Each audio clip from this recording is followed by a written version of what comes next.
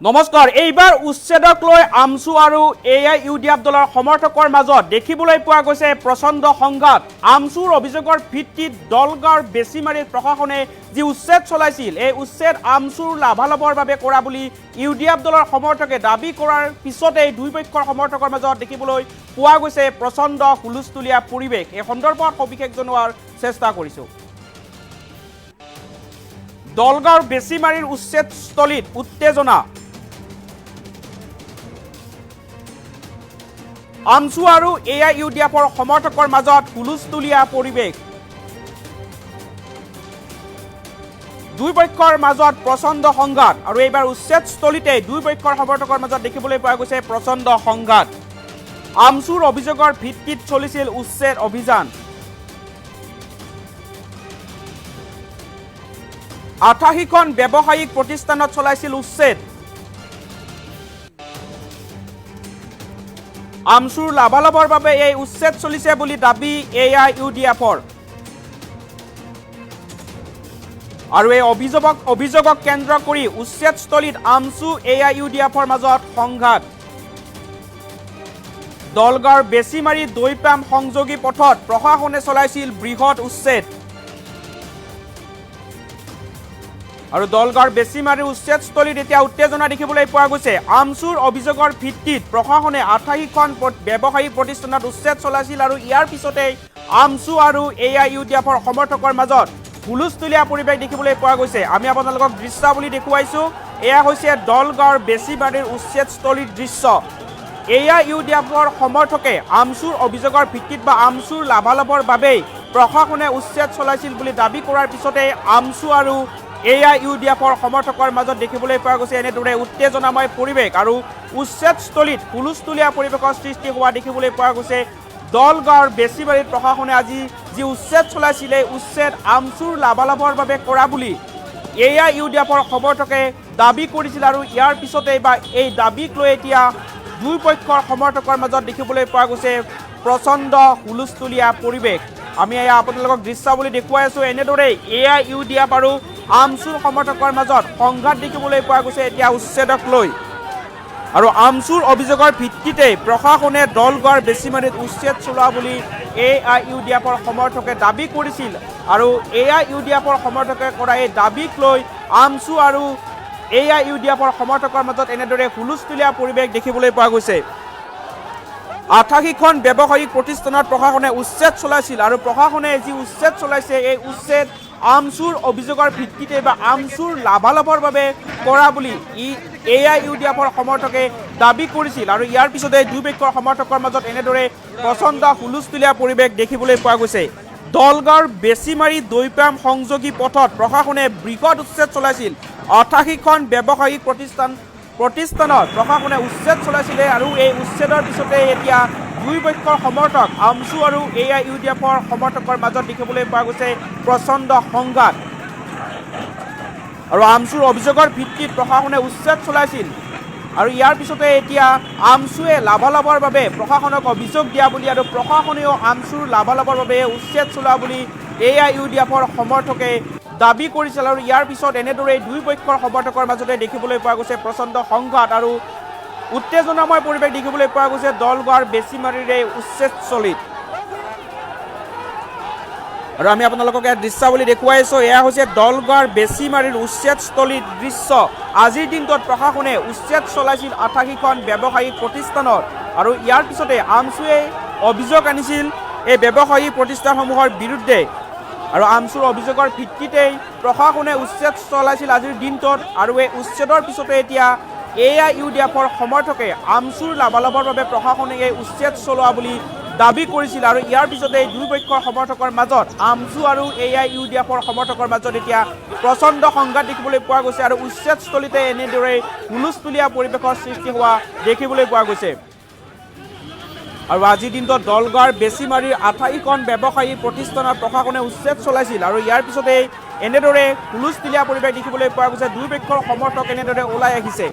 AIUDFৰ সমৰ্থকে দাবী কৰিছিল যে আমছুৰ লাভালাভৰ বাবে প্ৰশাসনে এই উচ্ছেদ চলাইছে আৰু এক প্ৰকাৰ আমচুৱে এই ব্যৱসায়িক প্ৰতিষ্ঠানসমূহৰ বিৰুদ্ধে অভিযোগ দাখিল কৰিছিল আৰু এই অভিযোগৰ পিছতেই প্ৰশাসনে উচ্ছেদ চলাইছিল আৰু এতিয়া AIUDFৰ সমৰ্থকে দাবী কৰিছে যে আমচুৰ লাভালাভৰ বাবে এই উচ্ছেদ কৰা হৈছে আৰু ইয়াৰ পিছতে বা AIUDFৰ সমৰ্থকৰ এই দাবীৰ পিছতে এতিয়া দলগাঁৱৰ বেছিমাৰীৰ উচ্ছেদস্থলীত উত্তেজনাময় পৰিৱেশ দেখিবলৈ পোৱা গৈছে। আমি দৃশ্যাৱলী আপোনালোকক দেখুৱাই আছোঁ। এনেদৰে আজিৰ দিনটোত 88খন ব্যৱসায়িক প্ৰতিষ্ঠানত প্ৰশাসনে উচ্ছেদ চলাইছিল আৰু উচ্ছেদৰ পিছতে এতিয়া উচ্ছেদস্থলীতে আমচু আৰু AIUDFৰ সমৰ্থকৰ মাজত প্ৰচণ্ড সংঘাত দেখিবলৈ পোৱা গৈছে। এক প্ৰকাৰ উত্তেজনাময় পৰিৱেশৰ সৃষ্টি হৈছে এতিয়া দলগাঁৱৰ বেছিমাৰীৰ দৈপাম সংযোগী পথৰ উচ্ছেদস্থলীত।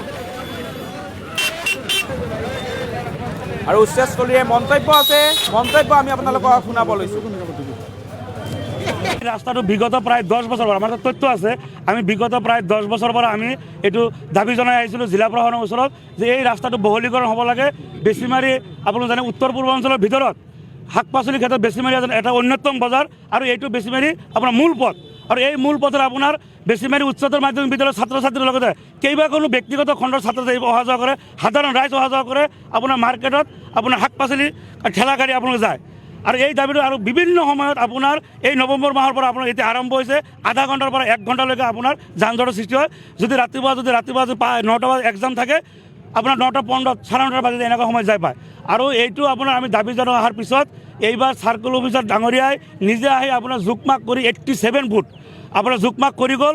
তাৰপিছত তেওঁ অলপ এৰাধৰা কৰিব ক'লে, এৰাধৰা কৰি 80 ফুট ফাইনেল হোৱাৰ পিছত তেওঁ যোৱা সোমবাৰ আকৌ আহিছে, আহি কিনে তেওঁ ক'লে কথাটো যে নহয় এইটো 80 ফুট হ'লে অলপ বেছি হৈ যায়, আমি চাইছোঁ জোখমাখ কৰি 70 হ'লে ফাইনেল, তোমালোকৰ এইটো মানে দাবী জনাব আৰু হেৰি কৰিব নালাগে, আমি একদম 70 ফাইনেল কৰি দিছোঁ, 70 ফাইনেল কৰিছোঁ, তোমালোকে এই বস্তু মানি লোৱা। দোকানদাৰসকলেও কৈ গৈছে।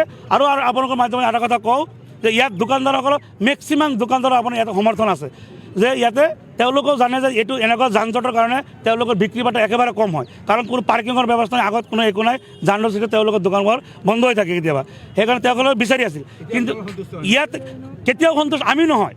ইয়াতে চাওক আপোনালোকে আমচুৰ নামত ইয়াতে নটিচ জাৰি কৰিছে, আমাৰ কোনো এইটোতো নিয়মত নপৰে, তথাপি আমি একো কোৱা নাই, কাৰণ ইয়াতে ৰাইজৰ ছাত্ৰ ছাত্ৰীৰ স্বাৰ্থ জড়িত হৈ আছে। গতিকে আমচুৰ নাম ব্যৱহাৰ কৰি আমি কোনো আপত্তি আমি কৰা নাই। কিন্তু তাতে আমচুৰ নামত নটিচ জাৰি কৰি আজি এইটো টোটেলি এটা ভেকুবন হৈ আছে, কাৰণ ইয়াতে 50 ফুট কৰা নাই। আপোনালোকে জানে যদি ইয়াতে আপোনাৰ 70 ফুট কৰে, এইটো ফাৰ্মাচী চিধা হৈ যায়, এখন এই ঘৰসমূহ আধাকৈ যায়, আৰু সেইটো হ'লে আপোনাৰ ৰাস্তাটো যান জঁটৰ অলপ কম হ'ব।